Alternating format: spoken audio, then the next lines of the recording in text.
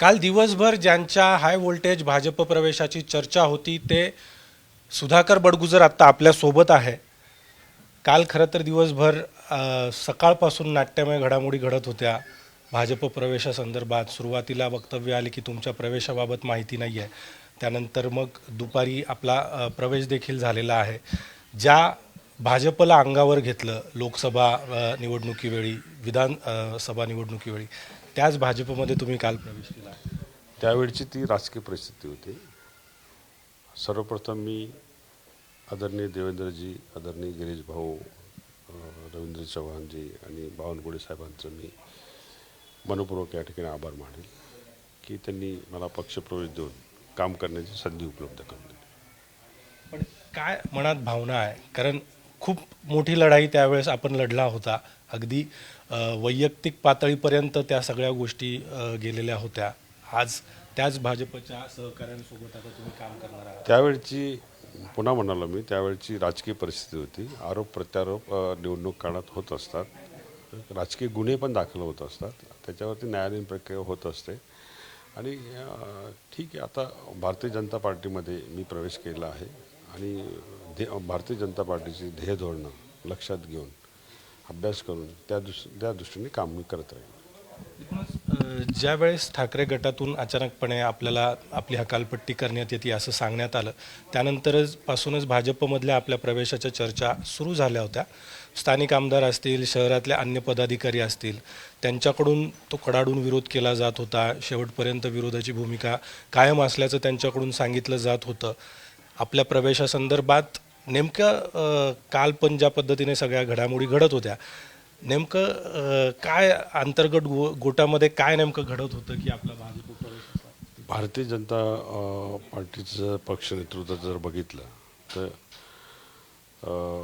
दूरदृष्टी आहे, काम करण्याची प्रचंड इच्छाशक्ती आहे भारतीय जनता पार्टीच्या सर्व वरिष्ठ नेतृत्वामध्ये. आणि ज्या पद्धतीने ते महाराष्ट्रामध्ये काम करत आहेत, ज्या पद्धतीने केंद्रामध्ये काम करत आहेत, आदरणीय मोदीजी काम करत आहेत, आदरणीय अमित शहाजी काम करत आहेत, राज्यामध्ये मुख्यमंत्री म्हणून देवेंद्र फडणवीस जे काम करत आहेत ते अप्रतिम आहे. त्यांनी बघा, ज्या ज्या योजना असतील लोकहिताच्या, त्या लोकहिताच्या योजनांना प्राधान्य दिलेलं आहेत. मी तुम्हाला सांगेल, त्यांचं एक मी उदाहरण देईन.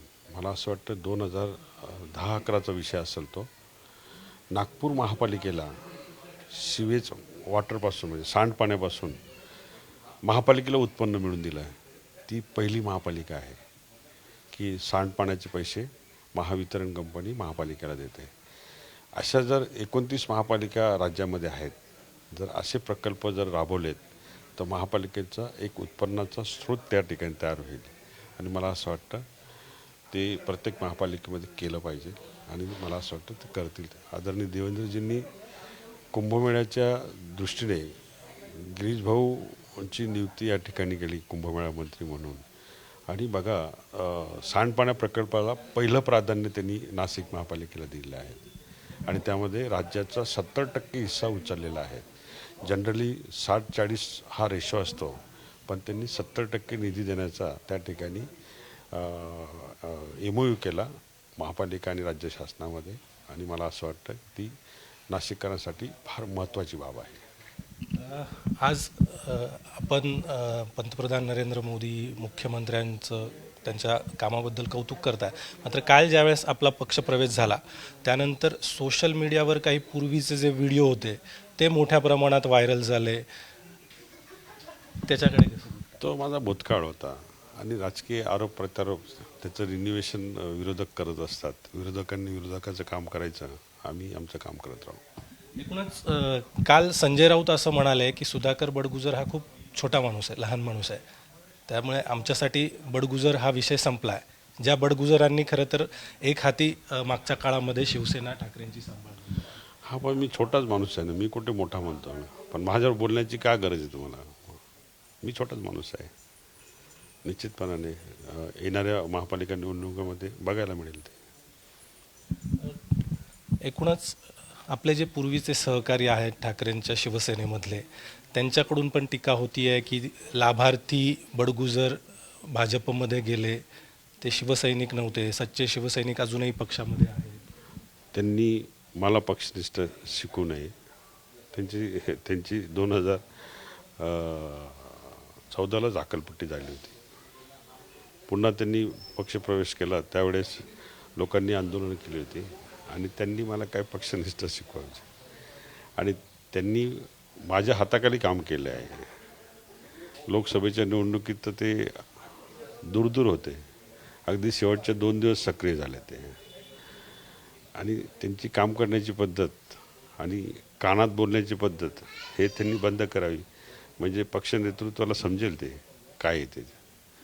त्यांनी त्यांच्या लिमिटमध्ये राहावं, त्यांनी त्यांच्या पक्षाचं काम करावं. मला अंगावर घेऊ नये आणि अंगावर घेतलं तर शिंगावर घेण्याचं मी निश्चितपणाने हे करेल. भाऊ, आगामी महापालिका निवडणुका आता तोंडावर आहे आणि याच अनुषंगाने भाजपमध्ये अनेक पदाधिकारी नेत्यांचे प्रवेश होत आहेत. 100+ नारा देण्यात आलेला आहे. आगामी निवडणुकांमध्ये कुठली जबाबदारी मिळावी या संदर्भात काही चर्चा झाली? पक्ष नेतृत्व देईल ती जबाबदारी मी पार पाडेल आणि निष्ठेने काम करेल आणि निश्चितपणाने भारतीय जनता पार्टीचं जे सूक्ष्म प्लॅनिंग आहे त्याच्यामध्ये सहभागी होईल.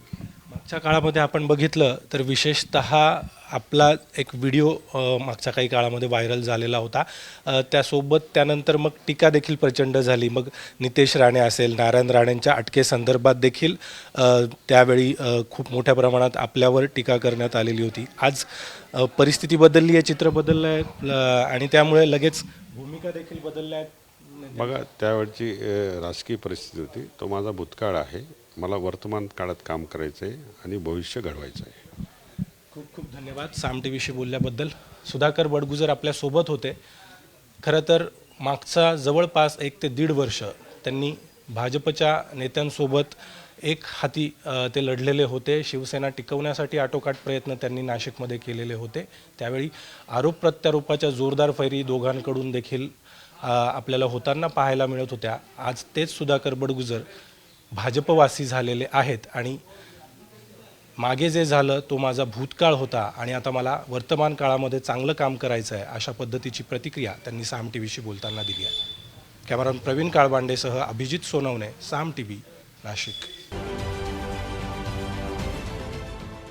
देश विदेशातील प्रत्येक घडामोडींचे लाईव्ह अपडेट मिळवण्यासाठी आता साम टीव्हीच्या सर्व सोशल मीडिया प्लॅटफॉर्मला लाईक, फॉलो आणि सबस्क्राईब करा. तसंच सर्व नोटिफिकेशनसाठी बेल आयकॉन प्रेस करायला विसरू नका.